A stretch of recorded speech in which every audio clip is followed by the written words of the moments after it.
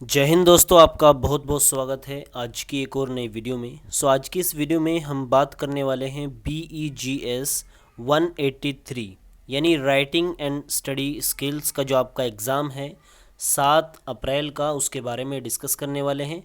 जैसे कि बहुत ज़्यादा कमेंट आ रही थी और रिक्वेस्ट आ रही थी कि सर इसके ऊपर थोड़ा डालिए नज़र और इसके बारे में भी थोड़ा हमें बताइए, सजेस्ट कीजिए, इम्पोर्टेंट क्वेश्चन लाइए।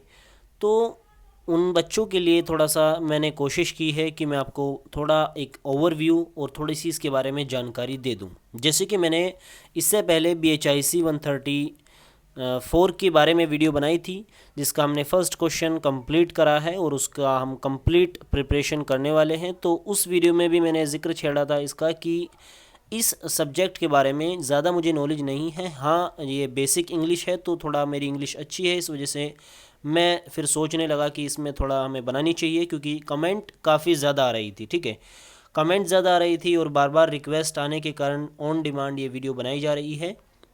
बाकी ये स्टूडेंट्स के लिए है, उन स्टूडेंट्स के लिए स्पेशली जिनको बिल्कुल भी नहीं आता इस सब्जेक्ट के बारे में, बिल्कुल भी थोड़ा सा भी कोई अंदाज़ा नहीं है कि किस तरीके से पेपर आएगा, क्या एग्ज़ाम का पैटर्न रहेगा, क्या चीज़ें रहेंगी, बिल्कुल भी नॉलेज नहीं है। उन स्टूडेंट्स के लिए काफ़ी हेल्पफुल ये वीडियो होने वाली है, क्योंकि इस वीडियो में मैं बात करने वाला हूँ BEGS 183 के 2-3 हम सैम्पल पेपर लिए हूँ।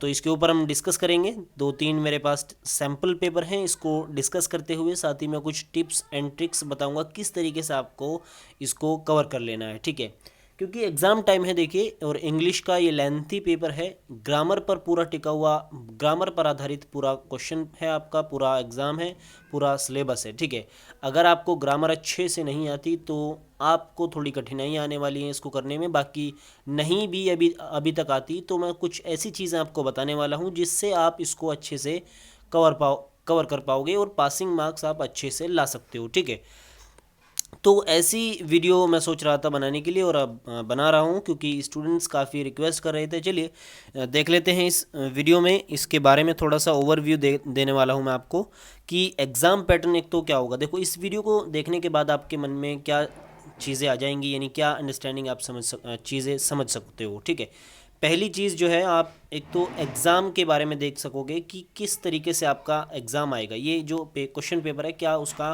पैटर्न रहेगा। ठीक है, पहली चीज़। दूसरी चीज़ आपकी जो क्लियर होगी वो होगी कि क्या इसका लेवल है एग्ज़ाम का, इस जो विषय का या क्वेश्चन पेपर का क्या लेवल होगा, कितना हार्ड या कितना इजी ये क्वेश्चन आता है। तीसरी सॉरी तीसरी जो चीज़ आपकी क्लियर होगी, इसमें वो चीज़ क्लियर होगी कि आपको एक बेसिक रिव्यू हो जाएगा। ठीक है, और बहुत सारी इसमें चीज़ें आप जानोगे भी साथ में, जब मैं आपको दिखाऊंगा, और बहुत सारी चीज़ें आप यहाँ पर भी देखोगे। बाकी बहुत सारी चीज़ें मैं आपको बताऊंगा कि कहाँ से कवर करनी है कम टाइम में, और किस तरीके से आप एक पासिंग मार्क्स और अच्छे से इसको कवर कर सकते हो पासिंग मार्क्स के लिए। ठीक है, चलिए स्टार्ट करते हैं। बहुत टाइम हो गया इसके बारे में इंट्रोडक्शन देते हुए, अब इसको देख लेते हैं कि क्या है ये और किस तरीके से इसको आपको कवर करना है। यहाँ पर मैंने कुछ सैम्पल पेपर लिए हैं जिनके आधार पर मैं आपको पूरा जो है थोड़ा नॉलेज इसके बारे में देने वाला हूँ। चलिए स्टार्ट कर लेते हैं। 3 घंटे का आपका पेपर होगा। Attempt all questions carry equal marks, यानी सभी क्वेश्चन आपको अटैम्प्ट करने होंगे। 100 नंबर का क्वेश्चन होगा, सभी क्वेश्चंस के इक्वल मार्क्स होंगे। ठीक है, लगभग 5 क्वेश्चन आएंगे इसमें। ठीक है, 5 क्वेश्चन आएंगे इसमें। हाँ, 5 क्वेश्चन मैंने जैसे इसमें अभी देखा था तो 5 क्वेश्चन थे। हर एक क्वेश्चन 20 नंबर का होगा, तो इस तरीके से 100 नंबर का आपका क्वेश्चन पेपर होगा। पहली चीज़ क्लियर हुई। दूसरी बात, इसमें क्वेश्चन देख लेते हैं हम किस तरीके से आएगा। जो पहला क्वेश्चन होगा वो पूरा आपका पैराग्राफ होगा। ठीक है, पैराग्राफ आपने अभी तक जो देखे होंगे उसमें आपको व्याख्या करनी होती है, उसमें सॉरी व्याख्या बोल रहा हूँ, उसमें आपको अनसीन पैसेज दिया होता है जिसमें आपको उसी में से छांट कर आंसर लिखने होते हैं। अभी तक आपने ये देखा होगा, लेकिन इसमें थोड़ा सा अलग दिया गया है, उसी से मिलता जुलता, लेकिन थोड़ा सा इसमें अलग दिया गया है। किस तरीके से वो देख लेते हैं। जैसे इसमें जो फर्स्ट पैराग्राफ दिया गया है, पहला क्वेश्चन जो दिया गया है उसमें क्या है, read the text given below using all the strategies that you have studied. यानी जो ये क्वेश्चन देखो, ये जो आपका सिलेबस है ये आपको स्किल्स सिखाता है राइटिंग की और स्टडी करने की। तो जो आपने सिलेबस के अंदर स्टडी करने के दौरान जो चीज़ें, जो स्ट्रेटजी, जो टेक्निक्स आपने सीखी, उसके आधार पर आपको इसको पढ़ना है। हालांकि आपने इसको पढ़ा नहीं है, लेकिन मैं बता रहा हूँ, ठीक है। इसमें आपको उन सभी स्ट्रेटजीज़ का इस्तेमाल करते हुए यहाँ पर आपको नीचे इसमें जो अगर आंसर देखें तो आंसर में इसको जो आंसर देखने पर पता चलता है वो चीज़ है यहाँ पर नोट्स बनाने हैं इसके, ठीक है। यानी ये बहुत बड़ा पैराग्राफ आपको दिया गया है, यहाँ से ये स्टार्ट होता है और ये सब देन ये सब, ठीक है। और नेक्स्ट पेज का भी ये पूरा पेज आने के बाद ही ख़त्म होता है यहाँ पर, ठीक है। तो इसमें बेसिकली आपको करना क्या है कि इस पूरे पैराग्राफ को अच्छे से पढ़ना है। इस क्वेश्चन में बता रहा हूँ, ठीक है। अलग भी क्वेश्चन आ सकता है, अलग अगले सैम्पल पेपर में अलग तरीके से देखेंगे। यदि ऐसा आता है तो क्या करना है, ठीक है। तब आपको इस तरीके से इसको अच्छे से पढ़ लेना है।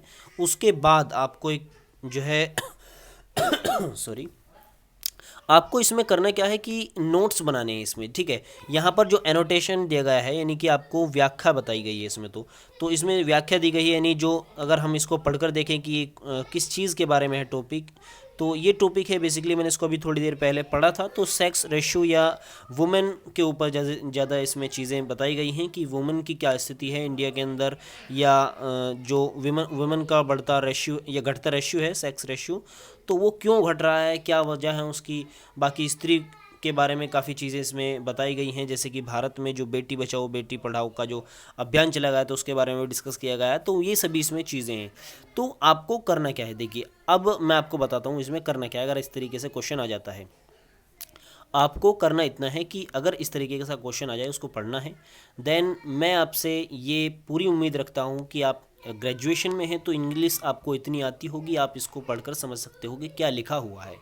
जो भी चीज़ें आपको इम्पोर्टेंट लगे कि ये चीज़ें इम्पोर्टेंट हैं इस टॉपिक के बारे में, जब आप टॉपिक को पढ़ोगे तो समझ जाओगे कि किस चीज़ पर आधारित ये टॉपिक है।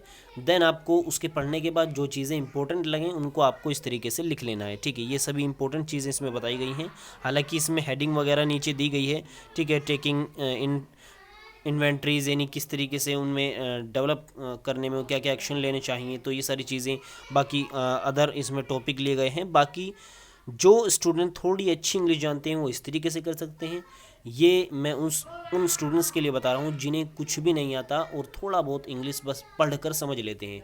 तो जो पढ़कर समझ लेते हैं वो इम्पोर्टेंट चीज़ें आप लिख सकते हो यहाँ पर। कुछ न करने से बेहतर है कुछ करना। जब आप इसमें कुछ कर आओगे तो अगर 20 नंबर का, जैसे हमने डिस्कस किया था, ये क्वेश्चन है, तो 20 में से आपको 10, 8 कुछ नंबर एग्जामिनर देकर जाएगा, ठीक है। यहाँ पर पहला क्वेश्चन इस तरीके से हमारा क्लियर होगा और ये स्ट्रेटजी आपको पहले क्वेश्चन में अपना लेनी है। जैसे कि इसमें सभी हेडिंग दी गई हैं। अगर आप अच्छा थोड़ा सा इसमें जान चुके हो या ऐसा टॉपिक अगर आपके सामने आ गया है कि आपने पहले पढ़ा है, मान लो पॉपुलेशन के बारे में आ गया, तो पॉपुलेशन हमने बहुत पढ़ा है, ठीक है। समय समय पर हम इसके बारे में पढ़ते आए हैं। तो यहाँ पर हम इसकी कोई हेडिंग बना सकते हैं, 2, 3, 4 आप इसमें हेडिंग भी बना सकते हो। हेडिंग बनाओगे बहुत अच्छा। अगर आपको हेडिंग भी नहीं बनाने आती तो इंपॉर्टेंट चीज़ें आप लिख दीजिएगा। कुछ ना करने से बेहतर है कुछ करना, जिससे आपको एक ओवरव्यू हो जाएगा और अच्छे से आप इसको लिख पाओगे। देन आपका एग्जामिनर जो है कॉपी चेक करते टाइम कुछ नंबर आपको देगा जरूर जाएगा, क्योंकि जब आप इसी में से जो लिखना है वो इसी में से लिखना है, ठीक है।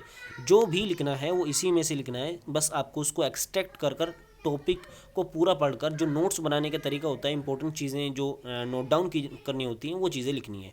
फर्स्ट क्वेश्चन यहाँ पर कंप्लीट हो जाता है इस तरीके से। थोड़ा बड़ा है ये क्वेश्चन तो इस वजह से थोड़ा टाइम लगेगा। और क्वेश्चन देखिए, वीडियो के पूरे लास्ट तक बने रहिएगा। आगे भी मैं चीज़ें आपको बताऊंगा इसमें कि कौन सी चीज़ें कहाँ से कवर करनी है, क्योंकि पासिंग मार्क्स मैं आपको ज़रूर दिलाने वाला हूँ। और आई होप कि ये वीडियो भी आप ज़्यादा से ज़्यादा ज़रूरतमंद स्टूडेंट्स के पास शेयर करोगे। और आगे हम अच्छे से इसमें डिस्कस करने वाले हैं, बिल्कुल भी स्किप मत कीजिएगा। कुछ फालतू की चीज़ें डिस्कस नहीं हो रही, आपकी डिमांड पर ही वीडियो बनाई जा रही है। तो पूरी वीडियो को देखिए, ज़्यादा से ज़्यादा शेयर कीजिए, ठीक है। फर्स्ट क्वेश्चन हमने इस तरीके से कंप्लीट कर लिया है। देन यहाँ पर देख लेते हैं second question. Choose the correct prefix from the prefixes given in brackets to express the kind of meaning indicated for each of the word given below. यानी देखिए इसमें क्या है, बेसिकली इसमें दिया गया है कि प्रेफिक्स दिए गए हैं। प्रेफिक्स अगर आपने नहीं पढ़े तो छोटा सा मैं आपको एक रिव्यू दे देता हूँ, इसका थोड़ा सा नॉलेज इसके बारे में दे देता हूँ। इसमें देखिए जैसे पहला प्रेफिक्स दिया है कंटेंटेड।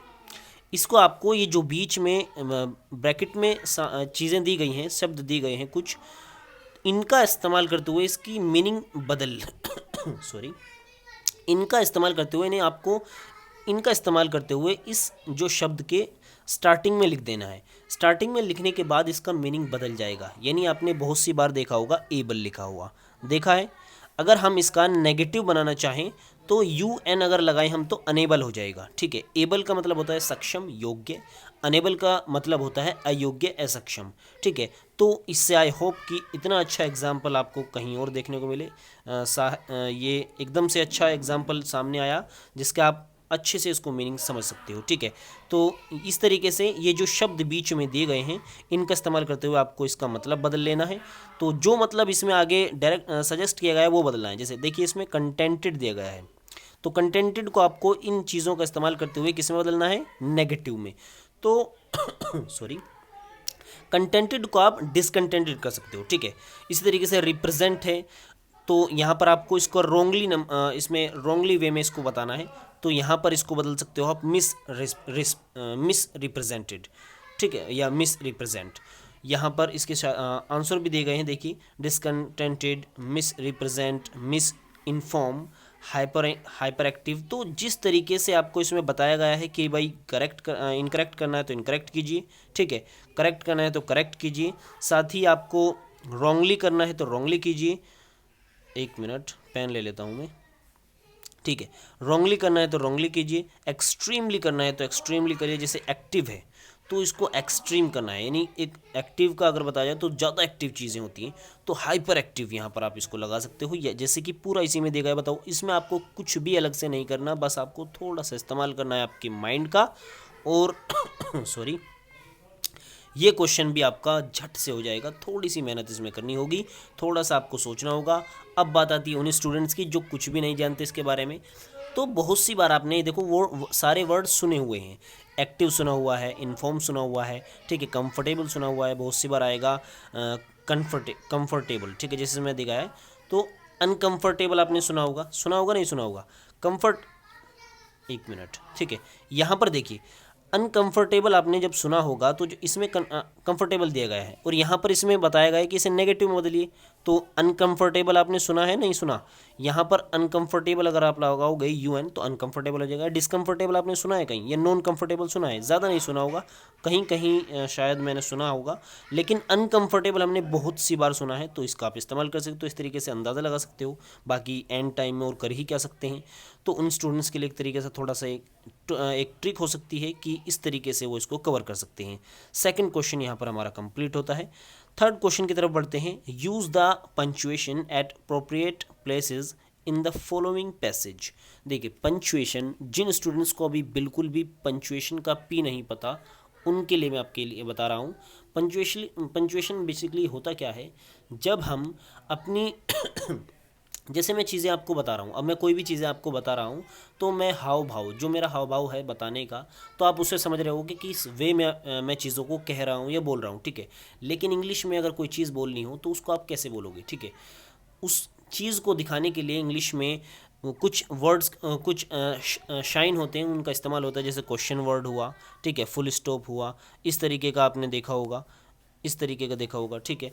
कॉमाज होते हैं, इन्वर्टेड कॉमा होते हैं, तो इस तरीके के ये सभी चीज़ें होती हैं। इनका आपको किस तरीके से कवर करना है मैं बताता हूँ। यूट्यूब पर आपको एक चैनल मिलेगा, यूट्यूब पर, एक मिनट, यूट्यूब पर ही आपको पंचुएशन लिखना है, ठीक है। Punctuation by dear sir, dear sir बहुत ही ज़बरदस्त टीचर हैं, बहुत ही अच्छे टीचर हैं, बहुत ही अच्छे से उन्होंने पंचुएशन को कवर कराया है। मुश्किल से आपको इसमें 30 मिनट लगेंगी, ठीक है, 30 मिनट लगेंगे और पूरी पंचुएशन आप जितनी आपकी शायद ग्रेजुएशन में आएगी उतनी आप अच्छे से इसको कवर कर सकते हो। तो पंचुएशन आपको यहाँ से कवर कर लेनी है। आई होप कि इसको आप माइंड में रखोगे और इसको बिल्कुल कवर कर लेना ज़रूर। मैं 25 से 30 मिनट में, 40 मिनट में, 1 घंटे में भी अगर मान लेते हैं कि 1 घंटा आपको लगता है समझने में, सब चीज़ करने में, तो 1 घंटे में आपको यहाँ पर 20 नंबर का क्वेश्चन करने के लिए मिल रहा है, जो कि काफ़ी अच्छा रेशियो है, ठीक है। तो 1 घंटा आप इस पर दीजिए पंचुएशन की वीडियो पर। डियर सर यूट्यूब पर चैनल है, या आप लिखिएगा पंचुएशन बाय डियर सर या सरताज सर, दोनों ही बहुत बेहतरीन टीचर हैं इंग्लिश के, बहुत ही ज़बरदस्त। मिलियंस में उनके व्यूज़ आते हैं, मिलियंस में उनके सब्सक्राइबर हैं। तो उनको जाकर देखिए, उनकी 1-2 वीडियो लीजिए, 1-2 क्लास लीजिए, आप अच्छे से पंचुएशन को क्लियर कर सकते हो, देन आप इसमें लिख सकते हो। ठीक है, चलिए 3 क्वेश्चन यहाँ पर हमने डिस्कस कर लिए हैं। नेक्स्ट क्वेश्चन की तरफ बढ़ते हैं। Why introductions and conclusion are important in writing, give your suggestion, how can you start and conclude a writing. यानी बेसिकली इसमें जो बताया गया है, इसमें जो पूछा गया है वो है कि जब भी हम किसी टॉपिक को, जब भी हम किसी चीज़ को लिखते हैं तो उसके स्टार्टिंग में, यानी जो उसका परिचय होता है वो, और जो अंत में उसका निष्कर्ष होता है, कंक्लूजन होता है, वो कितना महत्वपूर्ण होता है। एक तो इस चीज़ के बारे में हमें बताना है कि कितना महत्वपूर्ण है। साथ ही इसमें बताया गया है give your suggestion how can you start, यानी इसमें सजेशन भी देना है आपको कि किस तरीके से आप स्टार्ट कर सकते हो किसी एक टॉपिक को। ठीक है, किस तरीके से उसको कंक्लूड कर सकते हो, कैसे स्टार्ट कर सकते हो उसको, और कैसे उसका निष्कर्ष या अंत में जो निष्कर्ष जो होता है, यानी स्टार्टिंग का और एंडिंग पॉइंट आपको किस तरीके से बताना होता है। तो ये सभी चीज़ें आप राइटिंग स्किल में सीखते हो। बाकी आपने किताब नहीं पढ़ी तो यहाँ पर आप इसी क्वेश्चन को मैं आपको PDF दे दूंगा, इसको क्वेश्चन को पढ़ लेना। बाकी हो सकता है इस तरीके से क्वेश्चन आ जाए, या हो सकता है ना भी आए, क्योंकि ये सैम्पल क्वेश्चन है। ठीक है, इसके आधार पर नहीं चल सकते, लेकिन जितनी चीज़ें क्लियर हो रही हैं उतनी चीज़ें क्लियर कर सकते हैं। हो सकता है इसके बारे में थोड़ा बहुत पूछ ले, इसके बिल्कुल सेम क्वेश्चन आए तो 20 नंबर का आपका बन जाएगा। ठीक है, तो इसके बारे में जैसे मैं थोड़ा सा पढ़कर दिखा देता हूँ। द स्टार्ट, एक minute, the starting few sentences help to catch readers attention and make them want to keep on reading। यानी जो स्टार्टिंग के सेंटेंस होते हैं, यानी देखिए एक ऐसा एग्जांपल दूंगा जो आपके बिल्कुल सटीक माइंड में बैठेगा। जब भी कोई आपने वीडियो देखी होगी, यानी जैसे आप अब आप क्या सर्च कर रहे हो, ज़्यादातर आप सर्च कर रहे हो BEGS 183 मोस्ट इंपॉर्टेंट क्वेश्चन, या कम टाइम में इसको कैसे कवर करना है, कैसे इसमें एग्जाम जो पासिंग मार्क्स है वो लाने हैं। तो इस तरीके की चीज़ें आप ढूंढ रहे हो इस टाइम, और ऐसे में कोई वीडियो आ जाती है, कोई ब्लॉगर है वो इस पर ब्लॉग लिख देता है कि कम टाइम में, ओनली 2 घंटे में, ओनली 1 घंटे में पासिंग मार्क्स लीजिए, 80% नंबर कवर कीजिए, ये चीज़ें नहीं की तो नहीं होंगे पास BGS में, आपने देखा होगा। और ऐसी चीज़ों पर बहुत से लोग जो है अटेंशन देते भी हैं, साथ उस पर क्लिक करते हैं, उसको देखते हैं, पढ़ते हैं। तो ऐसी स्टार्टिंग की चीज़ें जो अच्छा एक प्रभाव बनाएं और जो रीडर है उसको आकर्षित करें, ऐसी कौन से टॉप पॉइंट्स हैं, तो वो सभी वो सभी इसमें दिए गए हैं। साथ ही आपने सुना होगा first impression is the last impression. तो फर्स्ट इम्प्रेशन अच्छा किस तरीके से हो, उस चीज़ को आपको इसमें देख लेना है। बाकी मैं इसको पढ़ूंगा नहीं, क्योंकि काफ़ी लंबी वीडियो ऑलरेडी हो रही है, और इसको पढ़कर मैं वक्त ज़ाया नहीं करूँगा। और इसकी PDF मैं आपको फुल दे दूंगा। इस दोनों क्वेश्चन पेपर को आप 1-2 बार अच्छे से आप भी देख लीजिएगा, जिससे आपको एक बेसिक नॉलेज इसके बारे में हो जाए, जानकारी हो जाए किस तरीके से क्वेश्चन पेपर आएगा। और जो क्वेश्चन पढ़ने लायक हैं उनको पढ़ भी लीजिए। ठीक है, 5th एंड लास्ट क्वेश्चन की तरफ बढ़ते हैं। Arrange the following sentences in, एक minute, arrange the following sentences in order to make a complete paragraph. यानी देखिए यहाँ पर आपको बताया गया है, कुछ आपको सेंटेंसेस दे दिए गए हैं, जैसे कि A सेंटेंस है, B सेंटेंस है, C सेंटेंस है, D सेंटेंस है। इन सेंटेंसों का, ये बड़े बड़े सेंटेंस हैं, इनका इस्तेमाल करते हुए आपको एक पूरा पैराग्राफ बनाना है। और आई होप कि इसको आप अच्छे से बनाओगे, क्योंकि आप ग्रेजुएशन में हो। मैं आपसे इतनी उम्मीद करता हूँ कि आप इंग्लिश जानते हो, और इंग्लिश इतनी जानते हो कि आप पढ़कर उसको समझ सकते हो। जैसे मैंने स्टार्ट किया यहाँ से, देखिए जो पहला पॉइंट है इन फोकस अटेंशन, तो ये ऐसा बिल्कुल भी नहीं लगता कि ये स्टार्टिंग है इस पैराग्राफ की। पैराग्राफ जहाँ से स्टार्ट हो सकता है वो सोशल एक्सक्लूजन से हो सकता है, या सोशल एक्सक्लूजन रेफर्स से हो सकता है, इस तरीके की चीज़ों से हो सकता है, मुझे लगता है। तो जैसे आंसर अगर देखें तो देखिए आंसर में भी यही दिया गया है, social exclusion refers two way, यानी सोशल के बारे में कुछ चीज़ें बात डिस्कस की गई हैं। बाकी इसको आप पढ़कर देख लीजिएगा। ठीक है, तो इस तरीके से आप इसको कवर कर सकते हो, यानी एक अंदाज़ा लगाकर कि कहाँ से शायद ये क्वेश्चन या जो पैराग्राफ है कहाँ से स्टार्ट होगा। तो एक आपको पैराग्राफ बनाना है अच्छे से। पैराग्राफ जब आप पढ़ते हो, जब आप ऊपर नीचे चीज़ें देखोगे तो आपको अंदाज़ा हो जाएगा कि हाँ ये चीज़ें यहाँ आनी चाहिए, ये सेंटेंस यहाँ आना चाहिए, बी सेंटेंस ऊपर जाना चाहिए, डी सेंटेंस नीचे आना चाहिए। इस तरीके से आप एक अंदाज़ा लगाकर इसको बना सकते हो, ठीक है। तो इस तरीके से आपको पूरा ये क्वेश्चन जो है कवर कर लेना है। क्वेश्चन पेपर काफ़ी ज़्यादा हार्ड भी नहीं है, मैं इसको ज़्यादा इजी भी नहीं कहूँगा, क्योंकि उन स्टूडेंट्स के लिए ज़्यादा इजी नहीं है जिन्होंने कुछ नहीं पढ़ा, और जो स्टूडेंट थोड़ी एक एक बेसिक नॉलेज या चीज़ों को जानते हैं, इंग्लिश उन्होंने पढ़ी है, अच्छी इंग्लिश तो कह नहीं सकता, लेकिन थोड़ा इंग्लिश के बारे में नॉलेज है, जानते हैं, सेंटेंसेस वगैरह, ग्रामर वगैरह जानते हैं, तो वो अच्छे से इसको कर सकते हैं। आई होप कि आपको वीडियो पसंद आई होगी। और वो ऐसे जो स्टूडेंट हैं जो बिल्कुल भी नहीं जानते, तो उनके लिए मैंने बता दिया है, पंक्चुएशन आप क्लियर कीजिए, डायरेक्ट इनडायरेक्ट कीजिए। जैसे कि देखिए, एक और जो इसमें क्वेश्चन पेपर है उसको थोड़ा सा देख लेते हैं, थोड़ा सा, बिल्कुल ज़्यादा टाइम नहीं लूँगा। जैसे यहाँ पर पहला जो पैराग्राफ है आपका, पहला पैराग्राफ उसी की तरह है जैसे ऊपर दिया गया है, इसमें थोड़ा सा बदलाव है। जैसे मैंने ऊपर बताया था कि हो सकता है आपका अलग तरीके से पैराग्राफ है, तो यहाँ पर पहले पैराग्राफ में अलग तरीके क्वेश्चन दिए गए, यहाँ पर नोट्स बनाने के लिए नहीं दिया गया, यहाँ पर इसमें पैराग्राफ दे दिया गया है, उसमें बता दिया गया यहाँ से स्टार्ट कर दीजिए। या जैसे नीचे देखो, मैं दिखा देता हूँ, एक मिनट, नीचे इसमें जो दिया गया है इस तरीके से दिए गए हैं, जैसे ये देखिए, नाउ रीड 4 पैराग्राफ, और इसमें ऐसी चीज़ें सेलेक्ट कीजिए जो आपने ऊपर नहीं पढ़ी इस टॉपिक में। तो पैराग्राफ जो 4 आप पढ़ोगे, और 1 2 3 पैराग्राफ में जो चीज़ें नहीं आई और वो चीज़ें नहीं हैं पैराग्राफ 4 में, उस चीज़ों को सिलेक्ट करना है। तो इस तरीके से आपके क्वेश्चन आएंगे, ठीक है। इसी में सेकंड जो क्वेश्चन है वो है कि वही प्रेफिक्स आपको लगा देने हैं, ठीक है। यहाँ पर प्रेफिक्स आपको इसमें बताए गए हैं किस आधार पर आपको सही करने हैं। जैसे कि देखिए, यहाँ पर दिया गया है UN, IN, IM या IL, इन चीज़ों के आधार पर आपको प्रेफिक्स सही करने हैं या गलत करने हैं या नेगेटिव करने हैं, रॉन्ग करने हैं, जैसे भी करने हैं वो सभी इसमें बताया गया है। यानी मुझे लगता है सभी स्टूडेंट्स इनको ज़्यादा से ज़्यादा करेंगे, क्योंकि ये सभी वर्ड्स वो होते हैं जो वर्ड हमने अपनी लाइफ में बहुत सी बार सुने हैं, ठीक है। जैसे कि यहाँ पर आप देखिए, एबल है, जैसे कि मैंने अभी ऊपर आपको एग्जांपल दिया था, एबल। आपने अनेबल सुना होगा, इनेबल सुना है कहीं? इनेबल नहीं सुना होगा, ठीक है। अनेबल सुना होगा, तो अनेबल आप उसको कर देना है। या इमेबल सुना है कहीं आपने? इमेबल नहीं, तो अनेबल आपने सुना है, UN लगाइए उसमें, ठीक है। जैसे है इसी तरीके से अलग है, बैलेंस है। बैलेंस में आपने क्या सुना है? अगर इसमें देखिए बता रखा है N, यानी नेगेटिव करना है, तो बैलेंस में आपने इनबैलेंस सुना है, इनबैलेंस, या इरबैलेंस सुना हो, इरबैलेंस, जैसे इसमें दिया गया आयर लगाना, इरबैलेंस नहीं सुना होगा ना। हाँ, आपने डिसबैलेंस या अलग तरीके से, हाँ, इसमें इनबैलेंस आ सकता है, ठीक है, इनबैलेंस इसमें आ सकता है। और बाकी इम्बैलेंस इसमें नहीं सुना होगा आपने, इरबैलेंस नहीं सुना होगा। तो जो चीज़ें आपने कहीं ना कहीं सुनी होंगी या देखी होंगी बहुत सी बार, जब इंग्लिश पढ़ते रहते हैं, मोबाइल का इस्तेमाल करते रहते हैं, तो ऐसी चीज़ें आती रहती हैं, बहुत से वर्ड आते रहते हैं। यानी जैसे प्रॉपर है तो इम्प्रॉपर आपने सुना होगा, ठीक है। तो इस तरीके से आप बहुत सारी चीज़ें अपने नॉलेज के आधार पर, अपने एक्सपीरियंस के आधार पर कर सकते हो, ठीक है। और नेक्स्ट क्वेश्चन इसमें देख लेते हैं, ये 2 फिर हमारे सैम्पल पेपर हो जाएंगे, तो काफ़ी अच्छा रहेगा अगर 2 हो जाएं। फिल इन द गैप्स, तो आपको गैप्स वगैरह भरने हैं, तो ये सभी चीज़ें आप जब पढ़ोगे, इसको जब देख पाओगे, ठीक है। आपकी ग्रामर स्ट्रॉन्ग होनी चाहिए, क्योंकि ग्रामर पर आधारित, जैसे मैंने बताया, मैं इसी वजह से इसको कंप्लीट नहीं कराया था, क्योंकि इतने कम टाइम में इसको कवर कराने मुमकिन नहीं है।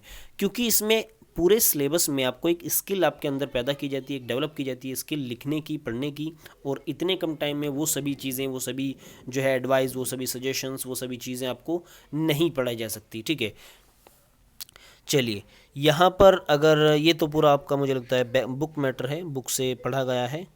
और यहाँ पर देखिए, use the थेजर्स and synonymous antonyms दिए गए हैं। सिनोनिमस एंटोनिमस आपको याद हैं तो आप कर सकते हो इसको। बाकी ये सभी चीज़ें हैं। और यहाँ पर जो मैं चीज़ आपको दिखाने वाला था, जिस वजह से इस क्वेश्चन पेपर पर आया था, वो मेन चीज़ है ये देखिए, turn the following sentences into indirect speeches. यानी इनडायरेक्ट और डायरेक्ट स्पीचेस आपको आनी चाहिए। तो जैसे कि मैंने आपको अभी ऊपर बताया था कि यूट्यूब पर ही जाइए, डियर सर नाम से बहुत ही ज़बरदस्त चैनल है, बहुत ही अच्छे टीचर हैं, वो सभी चीज़ें इंग्लिश की कवर कराते हैं। तो उनसे आपको देखिए क्या करना है कवर। एक तो आपको डायरेक्ट इनडायरेक्ट कवर कर लेना है, साथ ही पंचुएशन वहाँ से कर लेनी है। तो पंचुएशन या डायरेक्ट इनडायरेक्ट दोनों आपके सैम्पल पेपर में आ सकती है, या दोनों में से एक आ सकती है। तो संभावनाएं काफ़ी ज़्यादा हैं इनके आने की, तो आपको कवर कर लेनी ही अच्छे से इन दोनों चीज़ों को।